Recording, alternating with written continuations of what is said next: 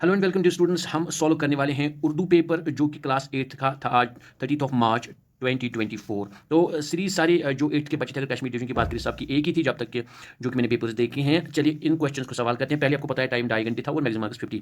पहले यहाँ पे आपको हिदायत दी गई है कि यानी आपको पेपर को अच्छी तरीके से पढ़ना है, फिर साफ साफ भी लिखना है। चलिए हिस्सा अलिफ की तरफ चलते हैं। पढ़ने का फहम, ये वाला जो पैसेज है ये आपकी बुक से नहीं था, किताब से नहीं था। और इसमें क्या कहा गया है कि इसमें हिमालय के बारे में कहा गया है, फिर माउंट एवरेस्ट के बारे में कहा गया है और फिर वहाँ पे कौन से मुल्क है, तो ये आपने पढ़ा होगा। चलिए सवाल की तरफ चलते हैं। और पहला जो आपका सवाल था, दुनिया की बुलंद तरीन चोटी का नाम बताइए। वो आपको पता भी होगा, यहाँ पे भी लिखा हुआ है माउंट एवरेस्ट इसका जवाब था। सवाल नंबर 2 जो था, कोई हिमालय में दुनिया की कितनी बुलंद चोटियां मौजूद है, ये भी जवाब यही था, 100 से ज्यादा बुलंद चोटियां वो लिखना था। इसके बाद तीसरा है, हिमालय से निकलने वाली 4 दरियाओं के नाम लिखिए। यहाँ पे 5 का जगह आपको 4, तो वो सिंध, गंगा, ब्रह्मपुत्र, यांगरी, मेकांग, आपको 4 का लिखना था। चौथा सवाल, कोई हिमालय के दामन में कितने लोग आबाद हैं, वो जवाब यहाँ है दुनिया की निस्ब आबादी। तो मुल्कों का भी नाम दिया गया, आपको यहाँ लिखना था निस्ब आबादी। तो इसके बाद पांचवा जो है इसके बाद पांचवा जो है माउंट एवरेस्ट किन 2 मुल्कों की सरहद पर वाक़ा है, तो वो 2 मुल्क यहाँ पे हैं, चीन और नेपाल।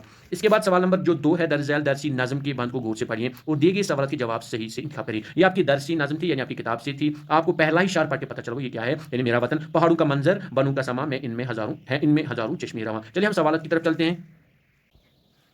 पहला सवाल जो है, शायर किसकी खूबसूरती बयान कर रहा है, तो इसका सवाल है वतन की। जो यहाँ पे ऑप्शन है, शायर अपने वतन को किसके साथ तशबिया देता है, तशबिया जन्नत के साथ देता है, पहला ही ऑप्शन आंसर था। बाग अदन से क्या मुराद है, बाग अदन यहाँ पे है दूसरा ऑप्शन, वो बाग जहाँ हज़रत आदम को रखा गया। इसके बाद चौथा सवाल, नज़म किस शायर की तख्लीक है, यानी किसने लिखी है, तो ये शफीउद्दीन नीर ने लिखी है। इसके बाद पांचवा सवाल, इस बंद की रोशनी में वतन की कौन सी खूबी नहीं है, यानी जिसका जिक्र नहीं है इस नज़म में, वो रेगिस्तान है, रेगिस्तान का जिक्र नहीं है। ये इसका सवाल का जवाब था। सवाल नंबर 3, दरसी इबारत को गौर से पढ़े और बाद में दी गई खाली जगहों को पूरा करें। 5 मार्क्स इसको, तो ये आपने पढ़ा होगा। ये जाफरान के बारे में कहाँ पे उगाया जाता है, तो ये पढ़ने की जरूरत नहीं है, आपकी किताब से। पहला सवाल जो है, कश्मीर में जाफरान की काश्त डायजश इलाके में होती है, तो यहाँ पे आपको पामपुर लिखना था जो यहाँ पे है। इसके बाद दूसरा सवाल है, जाफरान को डायजश का फूल कहा जाता है, समझा जाता है, तो बादशाहों का फूल, यहाँ पे जवाब इसका। तीसरा है, कदीम जमाने में यहाँ डायजश को यहाँ कहते थे, तो क्या पहली डैश में क्या आएगा, जाफरान। यहाँ देखिए जाफरान को यहाँ पे आएगा कशी राजा, नहीं कश्मीर राजा है, यानी कश्मीर राजा, ये कश्मीर राजा यहाँ पे आएगा, पहले में जाफरान, यहाँ पे कश्मीर राजा। इसके बाद चौथा है, जाफरान को डायजश में खानों में इस्तेमाल कहाँ किया जाता है, एक तो कश्मीर और स्पेन, आप लिखेंगे कश्मीर और स्पेन यहाँ पे। पांचवा क्या था, हिंदू लोग जाफरान के डायजश को डायजश समझते हैं, तो यहाँ पे हिंदू लोग जाफरान के तिलक, यहाँ पे तिलक आएगा जो कि यहाँ पे लिखा हुआ है, आपने देखा भी होगा। और यहाँ पे को डायजश यानी मुकद्दस समझते हैं, ये यहाँ पे है, इसका जवाब यहाँ पे है। चलिए हम नेक्स्ट क्वेश्चन की तरफ चलते हैं। सवाल नंबर 7 जो है, अपने प्रिंसिपल साहब के नाम एक ईमेल लिखें जिसमें फीस माफ करने की दरखास्त, तो फीस माफ करने की दरखास्त आपने लिखी होगी, लेकिन ईमेल फॉर्मेट में लिखनी थी, मुझे पूरी उम्मीद है आपको ये बिल्कुल पता होगा कैसे लिखना था, आपने किया होगा। या इसके बाद आप क्या करें, कुतुब फरोश के नाम एक खत लिखें जिसमें Jammu Kashmir board of school education की शाया करदा दरसी कुतुब भेजने की इस्तदा, तो ये एक रस्मी खत थी जो कि एक आपको कुतुब फरोश को भेजनी थी लेटर। मुझे उम्मीद है 2 में से आपने किया, ईमेल का तो आपने किया ही होगा, तो 2 में से जो भी आपको यहाँ पे आएगा वो आपने किया होगा। सवाल नंबर 8 जो है, दर्ज झैल अल्फाज मुहावरात में से 3 को जुमलों में इस्तेमाल कीजिए। यहाँ पे देखिए तो बिल्कुल आसान था, पहल करना, ख्वाब देखना, फुल नसमन, नसीहत और खेलकूद, मुझे उम्मीद है आपने किया होगा। ये दो जो नसीहत और खेलकूद है, ये तो अल्फाज है, इनको आपने किया होगा। जैसे नसीहत, हर एक को अच्छी नसीहत करनी चाहिए, खेलकूद, खेलकूद से हमारी सेहत ठीक रहती है, इसमें फूली न समान, ये भी आपका थी।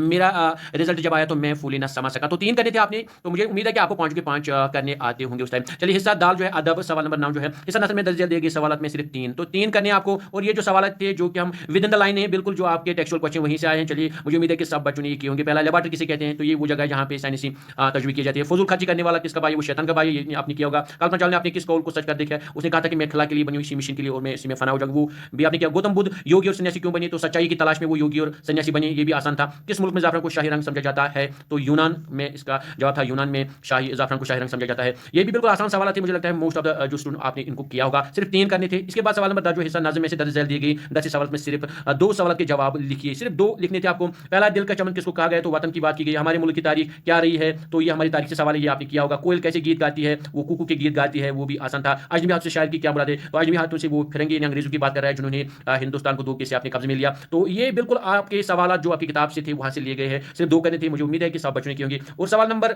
जो 11 है, कंप्यूटर का इत्तिकाई सफर या चंद खलाबाज खवातीन, सबक का खुलासा, 2 में से आपको 1 करना था, तो ये भी आपने आराम के साथ किया होगा। तो मुझे उम्मीद है कि सब बच्चों ने अपना पेपर बहुत ही अच्छा किया होगा। पेपर अगर देखेंगे डिफिकल्टी लेवल वो बिल्कुल आसान थी, सब बच्चों ने जिन्होंने भी प्रिपरेशन की होगी उनको बहुत ही अच्छे नंबर मिले होंगे। चलिए स्टूडेंट्स मिलते हैं और एक वीडियो के साथ, तब तक खुदा हाफिज।